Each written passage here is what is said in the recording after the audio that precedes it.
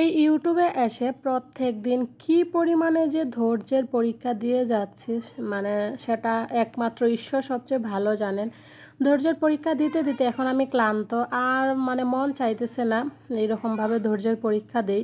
এখন মনে চাচ্ছে এই সব কিছু বাদ দিয়ে একবারে নিজের মতো করে থাকি, নিজের বাচ্চা কাচ্চাকে সময় দিই, নিজের ফ্যামিলিকে সময় দিই, এটাই মনে সবচেয়ে ভালো হবে। ইউটিউবের পিছনে যে পরিমাণে সময় দেই, সেই পরিমাণে সময় আমি আমার সংসারের পিছনেও মনে হয় না দেই, বাচ্চাদের পিছনে মনে হয় না দেই। তারপরেও এই ইউটিউব থেকে কোনো কিছুই করতে পারতেছি না। তো এখন আসলে এটাই মনে হচ্ছে যে ইউটিউব আমাদের জন্য না। যারা ইউটিউবে ফেসবুকে এসে সংসারে কাজ্জা ঝগড়া, সংসারে ক্যাচাল দেখাইতে পারে, আসলে ইউটিউবটা তাদের জন্য। অনেক আশা নিয়ে এসেছিলাম এই অনলাইন প্ল্যাটফর্মে, যেখান থেকে হয়তো সামান্য কিছু আর্নিং করব, সেই আর্নিং দিয়ে আমি আমার বাবা মার দায়িত্ব নেব। তো সেটা মনে হয় না আর পূরণ হবে বলে, কারণ যে অবস্থা দিন দিন এই যে কতদিন ধরে যে ইউটিউবে কাজ করে যাচ্ছি একমাত্র আমি জানি। 3-4টা আইডি দিয়ে চ্যানেল খুলে খুলে কাজ করতেছি, তারপর কোনো কিছু হইতেছে না। Hello everyone, good morning, welcome back to my channel mister and Mrs Barman. কেমন আছেন আপনারা সবাই? আশা রাখছি যে যেখানে আছেন সবাই খুব ভালো আছেন আর সুস্থ আছেন, আর আমরা আছি মোটামুটি ভালোই। মন থেকে ভীষণ আর কি খারাপ। ওই যে বললাম না যে কী পরিমাণে যে ধৈর্যের পরীক্ষা দিয়ে যাচ্ছি ইউটিউবে এসে, সেটা হয়তো আমি বলে বোঝাতে পারবো না। সেজন্য মন থেকে আসলে মাঝে মধ্যে প্রচণ্ড পরিমাণে ভেঙে পড়ি, মন চায় না আর ইউটিউবে কাজ করি। দেখেন আজকে বাহিরের অবস্থা, সকাল থেকে কী পরিমাণে রৌদ্র, প্রচণ্ড রৌদ্র। এখন বাজে প্রায় 8:30। দেখেন কী পরিমাণে রৌদ্র।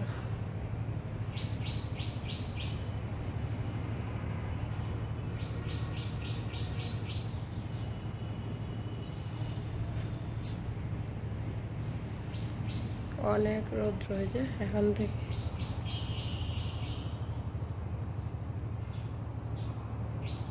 সকালে বাসি কাজকর্ম করে ফ্রেশ ট্রেশ হয়ে আবার চলে আসলাম। এই তো সকালে বাদাম ভর্তা করব, আর কালকে যে তরকারি রান্না করছিলাম এক জাতের তরকারি আছে, আর তার সাথে এখন একটু বাদাম ভর্তা করে নিব। তো বাদাম আগে আমি ভেজে নিছি, ভেজেই তো এখন একটু ধুয়ে নিছি। এখন শিলপাটাতে পেঁয়াজ মরিচ বাদাম সব কিছু একসাথে বেটে নিব, নিয়ে তারপর লবণ দিয়ে জাস্ট মাখিয়ে নেব।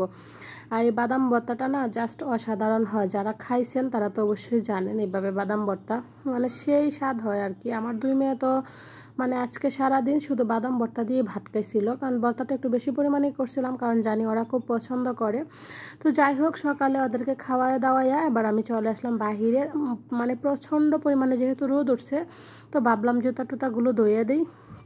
এই তো জুতা টুতাগুলো ধুয়ে দিয়ে বাহিরে লাইরা দিব। আর আজকে শুধু সৃষ্টির জুতাগুলাই ধুইলাম, আর সৃষ্টির স্কুলের যে শু আছে সেগুলো ধুইলাম, কারণ স্কুল তো খুলে যাবে আর কয়েকদিন পরে, রবিবার থেকে স্কুল।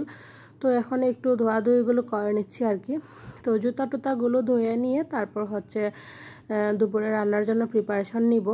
আর দেখেন বাহিরে কি পরিমাণে রোদ, গাছের একটা পাতাও লড়তেছে না। একটু বাতাস যদি থাকতো তাহলে বেশ ভালো লাগতো, কিন্তু বাতাস নাই, প্রচণ্ড পরিমাণে রোদ আর কি। আর প্রচণ্ড পরিমাণে গরম পড়তেছে এই কয়েকদিন ধরে। তো বাসায় চলে আসলাম, আয়সা দেখিয়েছে দেখেন ওরা এখানে মরিচ বাছতেছে, মা আর মার সাথে সাথে ওরা ধরতেছে। মা না করতেছে, আমিও না করতেছি, তারপরেও ধরবেই। তো রাত্রে অবশ্য ধরে না, সৃষ্টি ধরতেছে, বুটাগুলা ফালাইতেছে। আর তো আমি ওইদিকে আছি, জাস্ট একটু ভিডিও করতেছি আর কি, আপনাদেরকে দেখানোর স্বার্থে আমিও ভাবতেছি।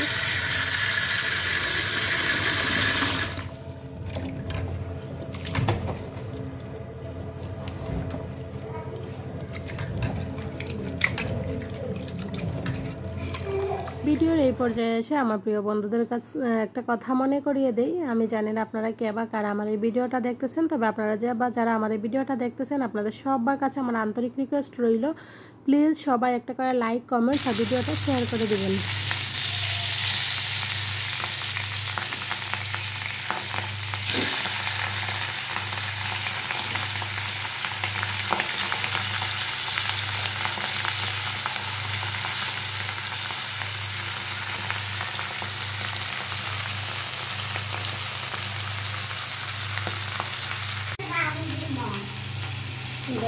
দাদা হয়ে যাবেন। আজকে পূজা দিবে হচ্ছে সৃষ্টি, ওই জন্য ফুল তুলে নিচ্ছে গাছ থেকে। বাহিরে আজকে দেখেন চৈত্র মাসের যেরকম ঠাডা পড়া রৌদ্র থাকে এরকম চৈত্র মাসের ঠাডা পড়া রৌদ্রের মতো। এই যে কি সুন্দর দুই কালার এগুলো আছে আমার কাছে। এই যে একটা কালার আর ওই যে একটা হলুদ, হলুদ সুন্দরীরা দেখছেন, এটা আমাদের দুইটা কালার এখানে লাগাইছে, দুই জাতের ফুল হয়। ওই যে হলুদ আর এই যে এখানে আছে হচ্ছে গোলাপি, দুই কালারের ফুল হয় এটা। ওইদিকে সৃষ্টিকে ফুলগুলো একটু ধরে দিয়ে তারপর আমি চলে আসলাম এইদিকে দুপুরে রান্না বান্না বসিয়ে দেবো। এই তো ভাত বসিয়ে দিলাম আর এক চুলাতে মাছ ভাজি করে নিচ্ছি। তারপর আর কি মাছের ঝোলের তরকারিটা বসিয়ে দেব মাছগুলো ভাজা হয়ে গেলে।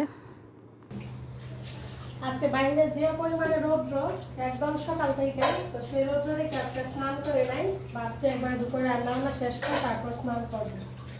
রান্না একবারে শেষ হয়ে যায়, তো সেজন্য ভাবলাম যে আজকে দুপুরে রান্না বান্না শেষ করে তারপর স্নান করবো।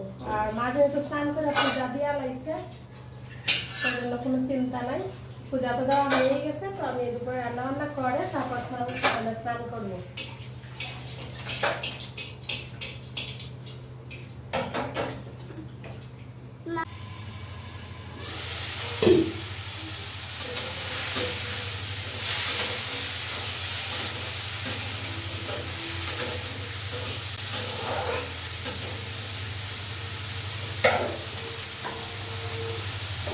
লবণ সেটা দিয়ে দিই, তাহলে তাড়াতাড়ি সিদ্ধ হয়ে যাবে।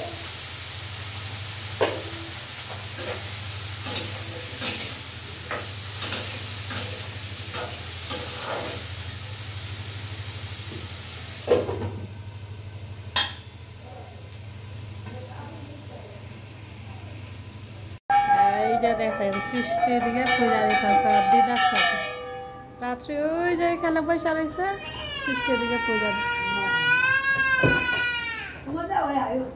আশা আশা আমরা রাখ।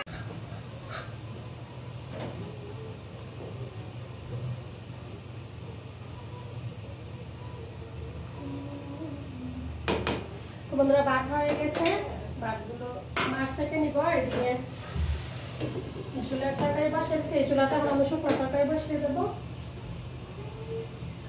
আগে বাটার মাছটা ফালাই দিই, তারপর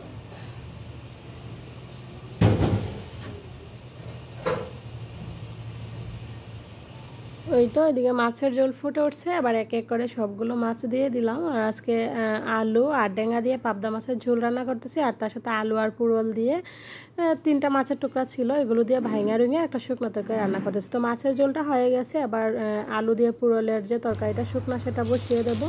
এই তো কড়াইয়ে তেল দিয়ে দিলাম।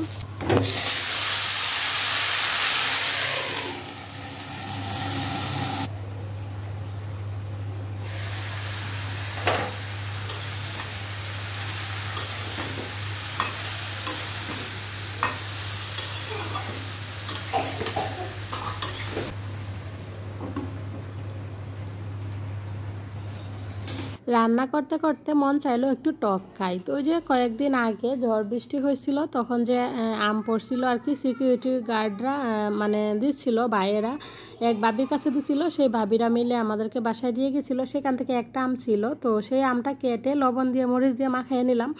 একটা ছিল বিদায় আম ভর্তা করে নাই, যদি 2-3টা থাকতো তাহলে আম ভর্তা করতাম।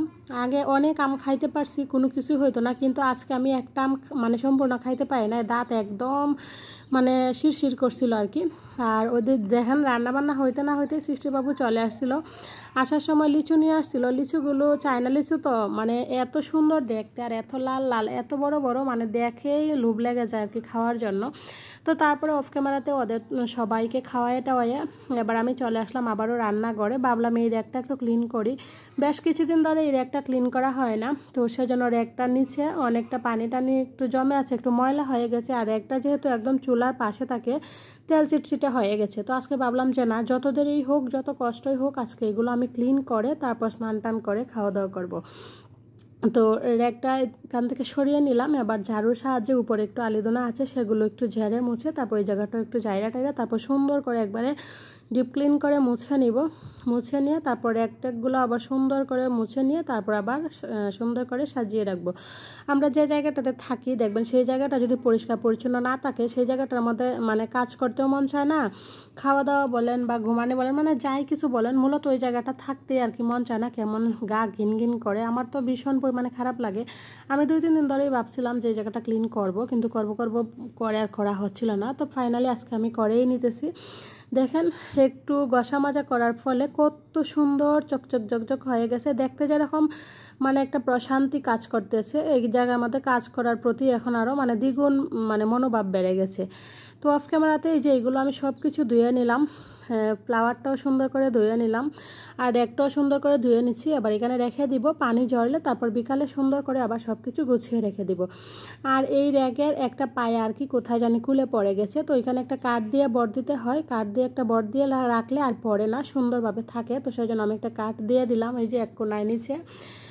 আর এদিকে সব কিছু কোট্টা বাট্টা যা ছিল ধুয়ে নিলাম, ধুয়ে এখানে রেখে দিলাম পানি ঝরুক। তো পানি ঝরতে ঝরতে আমি স্নান টান করে দুপুরে খাওয়া দাওয়া সব সেরে নিব, সন্ধ্যার দিকে কিংবা বিকালে আবার সব কিছু গুছিয়ে নিব।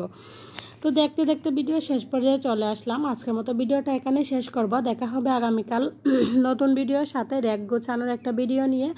তো প্লিজ সবাই আবারও বলতেছি আমার ভিডিওটাতে লাইক কমেন্টস আর ভিডিওটা বেশি বেশি করে শেয়ার দিয়ে দিবেন। তো আজকের মতো এখানে বাই বাই।